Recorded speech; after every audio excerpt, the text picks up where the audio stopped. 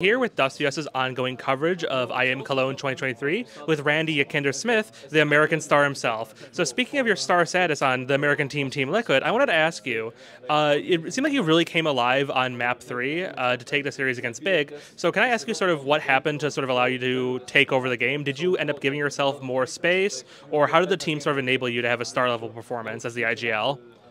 I mean, honestly, we just lost games, and when you lose games, you talk about your mistakes and whatever. We lost overpass against Astralis, we lost overpass against FaZe and Blast, so we had already talked about what happened, what was the problems, how we want to fix it, and how we want to play, and that's why when you were winning rounds, obviously you get more chances to get kills, and also just the team felt super confident today, and there was really good communication in not only just as a team but also in like each side, so everybody was talking to their own partners in a way, and that just allows to be at the right time at the right place.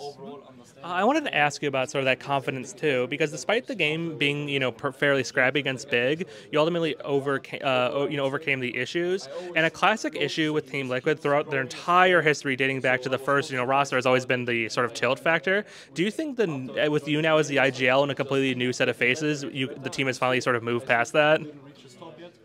I feel like we worked last year already with that, and we rarely had any troubles with like tilting or whatever. We had multiple comebacks, like big comebacks or whatever, and even now when we have these two young players, Alex and Robert, like they don't tilt at all almost, and I don't know, I've never seen at least now, right?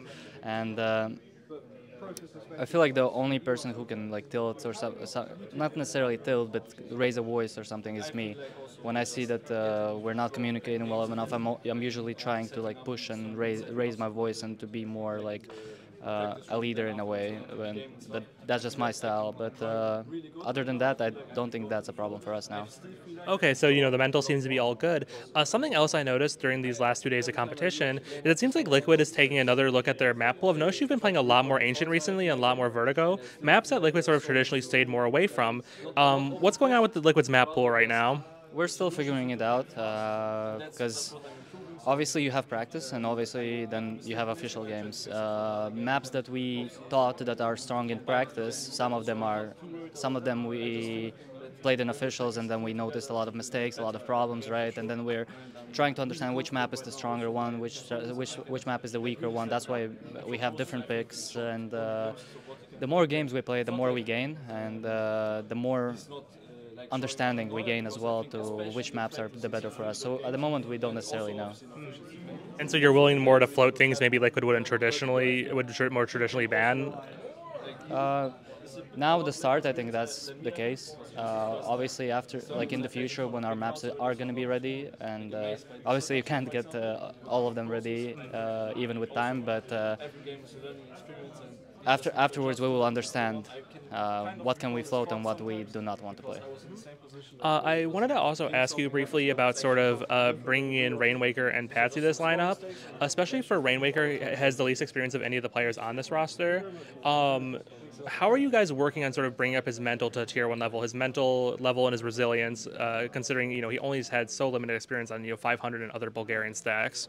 Oh, he's really strong mentally. It's like it's not a he knows his own role in a way.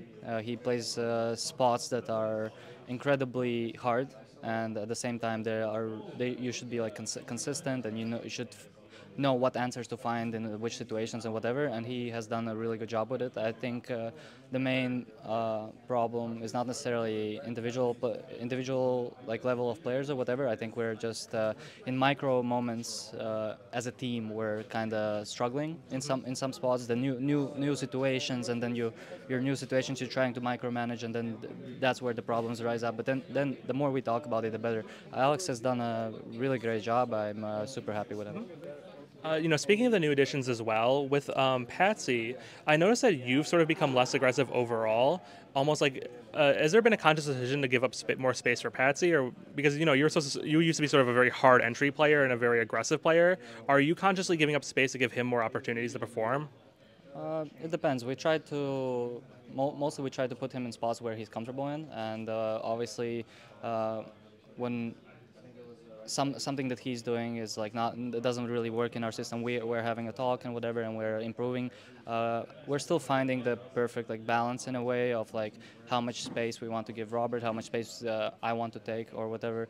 But yes, he took a lot of aggressive roles, and he's that type of player. He talks a lot. He's incredibly skilled and thoughtful as a player. So me as an IGL, I need to be more in the back because I can like look at my teammates and speed up when I need to, or slow them down when I need to, right? Because if otherwise, if I would be micromanaging and IGLing from the front, a lost focus for a second you can like die, right? And that would be the problem. Looking at this roster overall, you know, it's for sure from based on what you've said, it's still growing, it's still changing, it's still evolving. If you had to say like sort of how far this roster's come along, how close do you think we are to the final sort of form of this Liquid roster in terms of where you want it to be? Is everything 100% online? Well, I mean, I think we're really far still.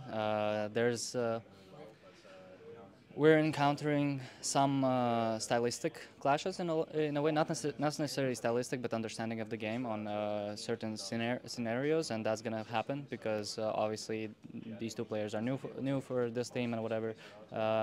Also, we don't know which map is going to be stronger for us, which map is going to be weaker for us. We're still changing spots. Even for example, in Overpass, we changed spots during Blast. So it's a kind of a we're experimenting. We're trying to try everything and trying to be competitive in tournaments. And afterwards, maybe like after a month, I think we would be asked to bring a consistent game to the table and be a really good team and a championship and real team. So, you know, with that in mind, the fact that the team still is, you know, it's not up to the stage where you think it's sort of the demand for results right now. You're going to be playing 9 next. What do you let's say you take down 9 tomorrow. What's sort of the expectation overall for this event as we head into sort of the main group stage? Well, I mean, obviously you would want to win the event, but that's like cliche. Everybody says that because that's how it is. You want to win, but obviously, like I personally think that. The more we play, the more we practice, the more enemies we face. That's our goal, and the more problems we're going to encounter, and the more things we will need to fix, right? So we want to face as many possible opponents and trying to just improve in this period. And you know, with that in mind, it seems like you know, Liquid had such a great debut at Blast, hanging on some of the biggest European teams in the world, where it's looked more scrappy against sort of these smaller teams, these bigs, these Astralises, you know, upcoming against 9. Do you think we'll see more from Liquid once we get to the main stage? It's hard to tell because, like, obviously Blast is obviously a tournament with great opponents, right? G2 and FaZe, but G2, we were playing G2 first game of the season, so everybody comes from break. They're a little bit sloppy. On the other hand, we're super like hyped in a way. We have 2 new players. We had practice or whatever. FaZe as well. Like at that time, people. Enemy teams didn't necessarily know how we play. I'm not necessarily taking credit away, but I'm obviously giving credit to some teams because that's just how it happens when you have no prep and when you're a bit sloppy after a break. But obviously, I'm happy that we showed that we can beat those teams. And yes, we lost to Astralis and we lost to FaZe, right, in Blast, and we lost here to Astralis as well. It's a really good learning process for us, and we're happy to take that experience and to use it to gain even more confidence in maps and win games. All right, sounds good. Thank you so much for your time, and we'll see you in action against the Poles of 9 tomorrow. Thank you, Randy. Thank you.